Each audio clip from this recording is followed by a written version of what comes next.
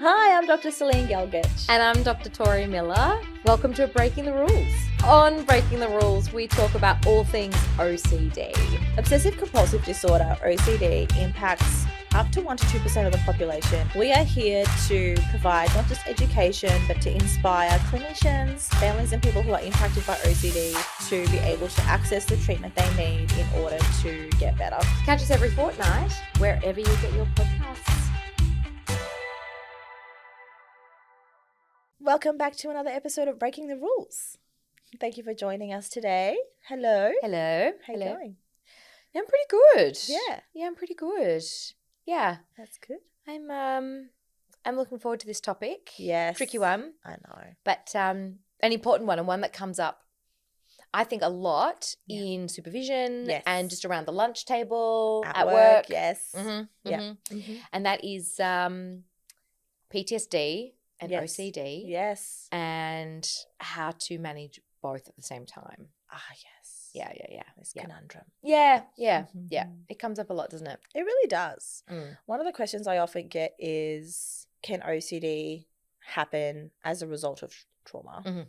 My answer often is yes.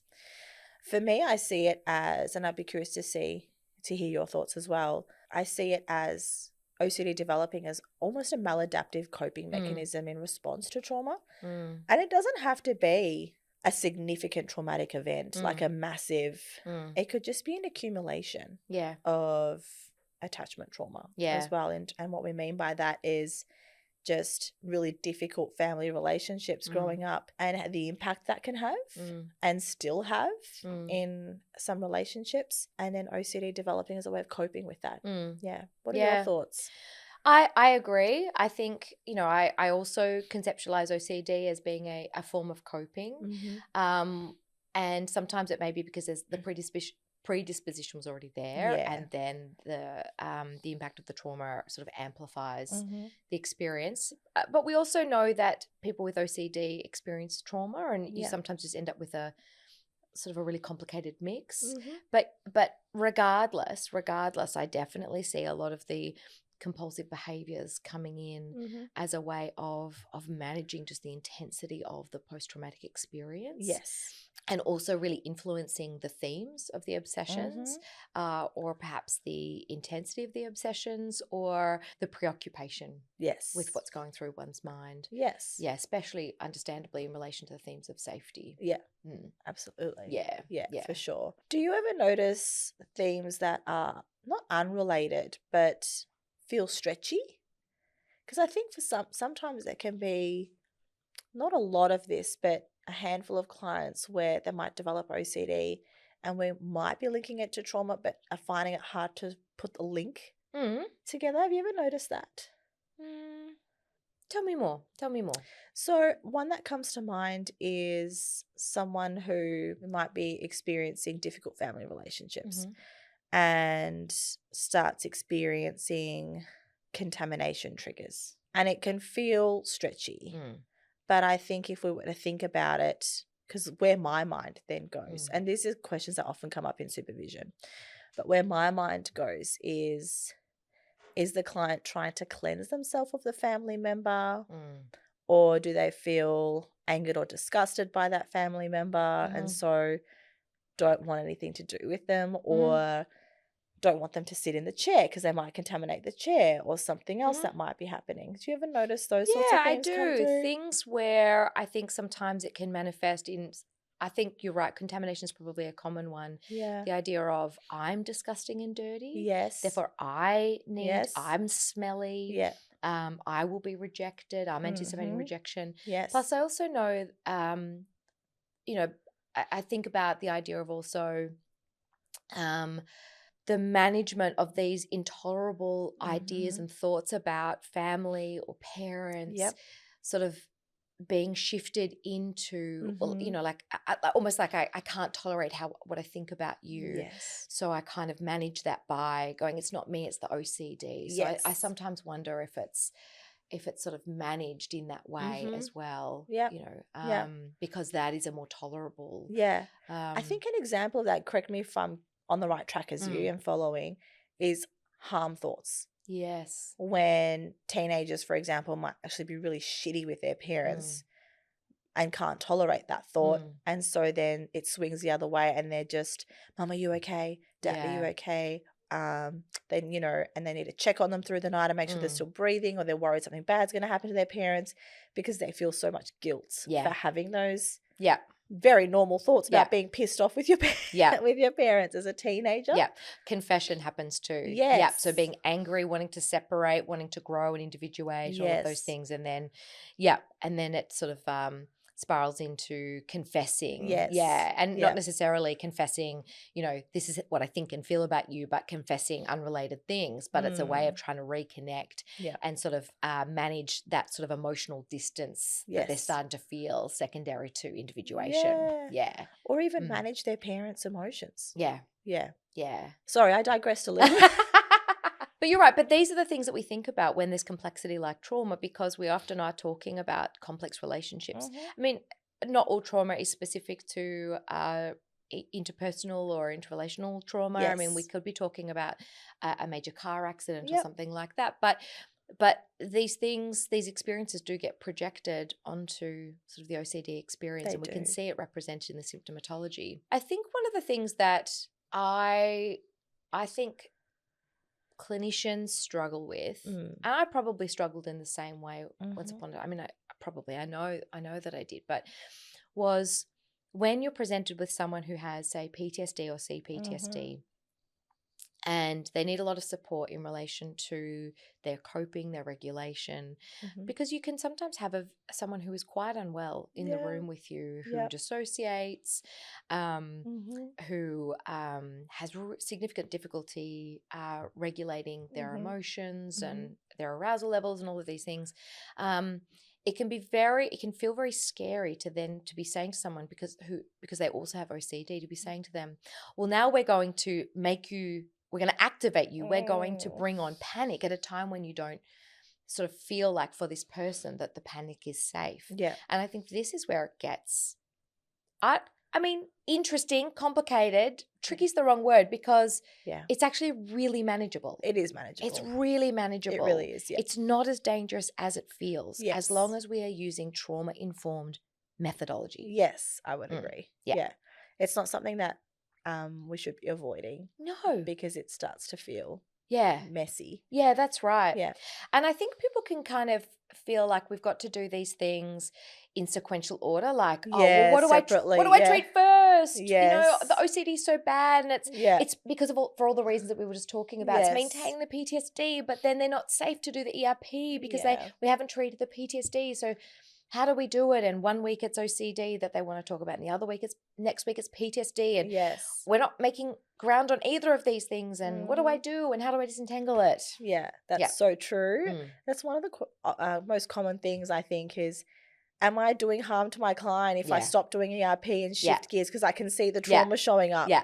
And I know that needs work, and I know what I need to do, but do I just stop that and shift gears? Yeah. No.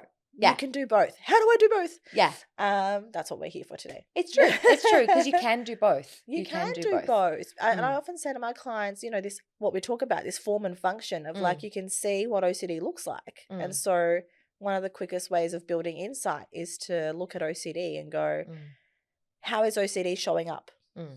And when you notice OCD is showing up, rather than reacting to that, how can we respond to that and go, is there something else going on right now? What else is happening right now? Is there a trauma trigger happening? And more often than not, there is. Sometimes there isn't, and often there is. And so I often say to my clients or my supervisees, when you're teaching and working with your client on aside from doing what you would normally do in terms of like teaching a lot of grounding and stabilization and doing all that work in terms of making sure they're able to hold the emotions and the triggers, and there's a sense of safety. But then working towards recognizing how to use those tools when OCD shows up, checking in if there's trauma triggers happening, but then also still using ERP to resist the OCD compulsion. Because if that's the first urge that comes up, you kind of ERP your way. I'm making it sound so easy. You ERP your way out of that one, and then you shift gears and move into Yeah. You know, and then work through the original trigger. Because if you're not addressing the core issue, you're just going to see OCD shape-shifting all over the place. Yeah, that's right. You'll extinguish one, but it'll pop up over here. Yeah, it'll be like that crocodile game where their heads come up at those carnivals and the whack-a-mole. The whack-a-mole. Yeah. Thank you. That game. Yeah.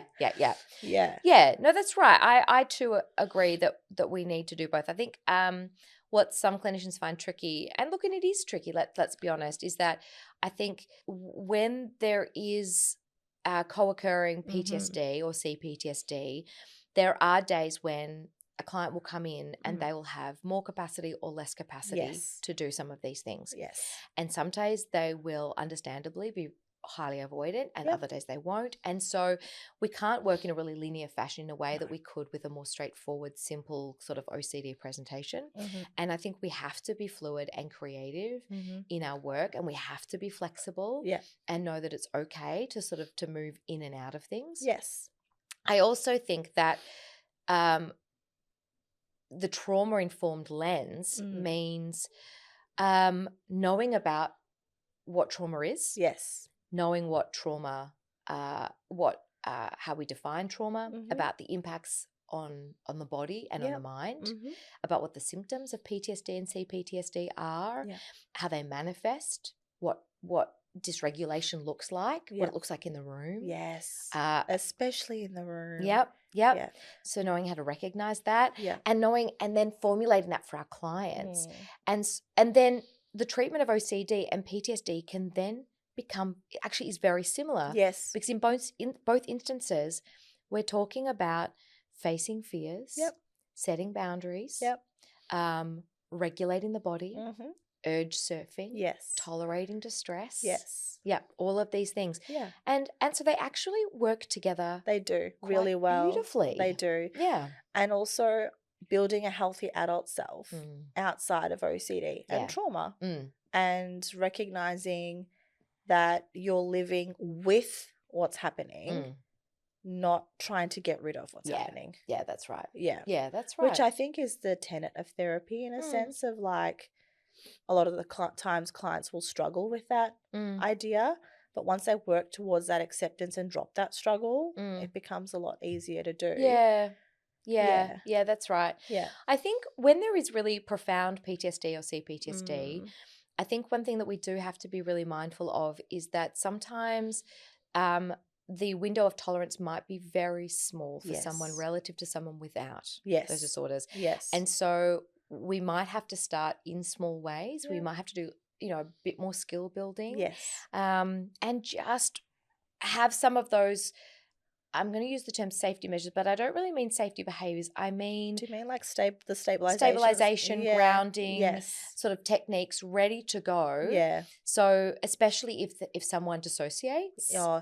And don't underestimate the power of dissociation because it shows up a lot. Yeah. And a lot of the time supervisees will be like, my client just keeps saying, I don't know. I don't know. And it's like, well, they're not being willful. They're genuinely aren't connected. Yeah. So how can we work with our clients to connect them? Yeah. Do we need to teach them the language? Yeah. Do we need to literally, work through that process of what does it mean for joy? What does it mean for sadness and terror and fear and all these sorts of things? How can we reconnect them to their body? Yeah, that's right. That's right. Because that shows up a fair bit, I think. Yeah, it really does. Yeah. It really does. And then I think that a model that I really like to use is that I think that actually doing structured ERP can actually be a really lovely way to anchor the treatment for PTSD. Yeah. Because it's kind of like, because when you're working with someone with trauma and, you anchor them in the session and then you often you let them guide you through things, the kinds of memories that they want to remember or the thoughts that they want to explore. Yeah. And you go there, you do regulation, you do grounding. And then as the session is coming to an end, you make sure that person is anchored and ready to leave sort of in a contained way. Yeah. out of the therapy room. And I like to think about ERP as potentially being great bookends for that session. Yes. Because it can be, if we think about it in its kind of basic behavioral form, a lovely way of kind of going, how'd you go with your homework? What's OCD been up to this week? Yes. Okay, now, where are we at and what are we exploring today and what's been on your mind and where do you want to go, and let's talk and let's, yada, yada, yada, grounding, et cetera, you weave your way through. Yeah. And then you come out and go, how are we doing? We're regulated. We're back. Fantastic. Great work. Let's talk homework for this week. What kind of thing do you want to work on this week? Yeah. Let's get some forms out. These are really actually great grounding. They are. And kind of reorienting strategies that you can use to send someone off into the week feeling like they've got something tangible to work on. Yes. It's more cognitive at that point in time, which means it sort of allows them to step away from the intensity of the emotional experience of exploring their trauma. Yeah. And then off they go. I mean, love make that. it sound so simple, but, I know, we've both been doing that. That's all you do, folks. I know, that's it. That's our recipe. I really love that because it allows clients to then connect their trauma and how it shows up as OCD. Yeah. And then just coming back up the different levels of intensity. Yeah. Yeah. And then back out into the real world that's again. right. I agree, because and sometimes that'll happen in the room where people will be exploring something and they'll notice the urges that they're getting at the time. And sometimes it'll be more sort of a trauma lens where it'll be like, I want to stop talking. Yeah. Other times it might be I want to wash, or I want to, I'm noticing how dirty I feel, or, or I need to check something. Yep. Whatever that is, so you can urge surf in the moment. But other times it might be more in sort of like in sort of a cognitive way, or the theme of the obsessions. Yeah.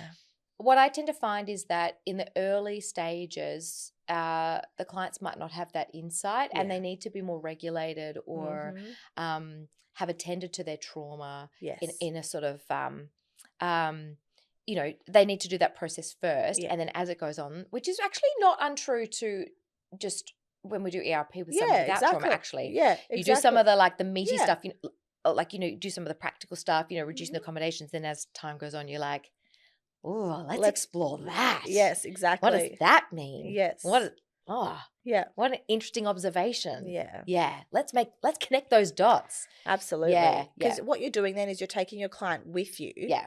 As opposed to doing it to them. Yeah. Yeah. Because it's very much something that your clients are definitely going to have the brakes on right from the very get-go. And so in order for them to be able to be open and trust that process, it's something that you need to allow them to be able to do for themselves as well. Yeah, agreed. With guidance along the way. Agreed. Yeah. Agreed. Yeah. So look, I think this is a very manageable, It definitely is. Yeah. Yeah. I think it happens. I think it happens quite frequently. We often have clients who present with histories of trauma, whether they meet criteria for PTSD or not. Yeah. And I think, we should all be trauma informed if we're working as clinicians. Yeah. I think it's essential. It's an essential part of our development that we we're really competent in how to support people who have experienced trauma. Yeah. But I think it is, we can really weave these two together, and I don't think we have to be frightened of it or think that, they have to be done in silos. We can absolutely weave them together, and it makes sense that we do actually. Yeah, especially when there's good rapport, especially when we're connected with our clients. Like, absolutely. Why not? Why wouldn't we? Exactly. Yeah. Exactly. Another question that comes up frequently in supervision for me is, do I need to do, like if I'm working on trauma, do I need to stop ERP and switch gears to something like schema therapy or EMDR or something like that? And we've already answered the question in terms of you can do both together. Another thing that I often say to my clinicians, like supervisees, is you can take it another step further, and you don't have to start like, okay, we're going to park ERP now, and I'm going to teach you all about schema therapy or all about EMDR. I'm going to go through psycho-ed all over again, and we're going to do this, and these are the techniques, and we're going to do the YSQ and all this sort of stuff. That was a mouthful. But what you can do is provide informed consent about the techniques you're going to use, but you can borrow technique. Like, for example, imagery rescripting can be used as a standalone technique, and there's a lot of research behind it especially around this sort of situation Mhm. where you might be doing ERP with a client and notice trauma kind of creeping in, and with permission, you can bring in an imagery rescript as a tool, which aligns very nicely with ERP Yeah, it does. actually, in terms of its principles and tenets and all that sort of stuff. And when you weave it in that way, you can get really great results and allow the client to build that insight into what's happening using the stabilization tools you've taught them, so that they can keep working on the ERP side of things as well. So it's not something that we need to, it doesn't need to feel stop and start or jarring. You can bring things in. It can be fluid. It can be fluid. Yeah. Yeah. Absolutely. Yeah. You can bring things in. Yeah. Yeah. In the same way that, I mean, you know, someone might be doing traditional CBT, but pause for a moment to just spend a session, you know, just doing more like supportive psychotherapy and move away from the whiteboard or the worksheets and just sit for a minute, or vice versa. Exactly. You're doing traditional, sort of that more traditional supportive psychotherapy, and then you notice an opportunity for education and problem solving. So go, let me show you something. Let me extrapolate on this to show you something that I think is really going to help here. Yes. Yeah. Because that's what makes you a responsive clinician, rather than someone who's trying to stick to their own agenda and not address what's actually going on in the room. Because that's the fastest way of losing a client. Agreed. I think experientially that doesn't feel great for clients when we do that. Not at all. And I think also, I mean, I do really respect people, you know, that the importance that we as psychologists agree to, that we will work within our competencies. Yes. But I do think the clinicians, because they're anxious, take it a step too far sometimes and say, I can't go anywhere near that disorder because I'm not an expert in that, so therefore I have to refer my client on. Yes. And I don't think that's true. I think that our competencies and our training as psychologists make us very capable of pivoting, of learning new techniques, of weaving things together. Yeah. I think that we probably do a disservice to our clients and actually accidentally do harm by telling someone, sorry, I can't do trauma. You have to see someone else. Off you go. I can do the ERP bit, but you probably need to go off there and do that. Yeah. I think that the first thing we should do before we react in that way is go to supervision. Absolutely. Yeah. Because the thing is, especially in this space, like, it's not like you're being asked to treat something that is so far out of your scope that you have zero skill set in. That's right. Because if you've got training in CBT, or if you've got training in acceptance and commitment therapy, or if you've got training in schema therapy, you have a very solid foundation with a very strong evidence base for working with OCD and trauma. Yeah, absolutely. So you're not being an incompetent clinician. No, that's right. What you need to do is, and we all start with one client. Yep. We've all started from our very first client in something, right? Absolutely. And so what you then need to do is go, okay, what does the evidence tell me in terms of which treatments are appropriate for this condition? I've been trained in that. But if you're not sure how to apply it to that particular condition, that's what supervision, reading and learning and peer consultation is for. That's right. And that's how we develop as clinicians. That's right. Yeah. That's right. Preach. I couldn't agree more. No, I know. Yeah. I know. Yeah. But it does. It feels scary. And I think as psychologists, we are terrified of doing the wrong thing. I know. And causing harm. And we don't want to. No. So we freak out and off we go. Yeah, which actually the irony is sometimes causes harm. It does. Yeah. Especially if we have clients who are sensitive to rejection. Yeah. Yeah, that's right. Or abandonment or whatever else it might be. Yeah, that's right. Yeah. All right. So the long and the short of it is, you can do both together. You can do both together. Yes. It's very possible. Let's not be so black and white about it. Let's not be so black and white. Yeah. Love it. I hope that this has helped. I hope so too. Clinicians feel the courage to give it a go and to do a bit more reading. And a little bit more confidence. Yep. Yes. Yeah, that's right. We hope we've given you lots of reassurance without accommodating to be able to work with what's in front of you. Yeah, that's right. Yeah. Yeah. Fabulous. Amazing. All right. Thanks, Celine. Thanks so much for watching and listening.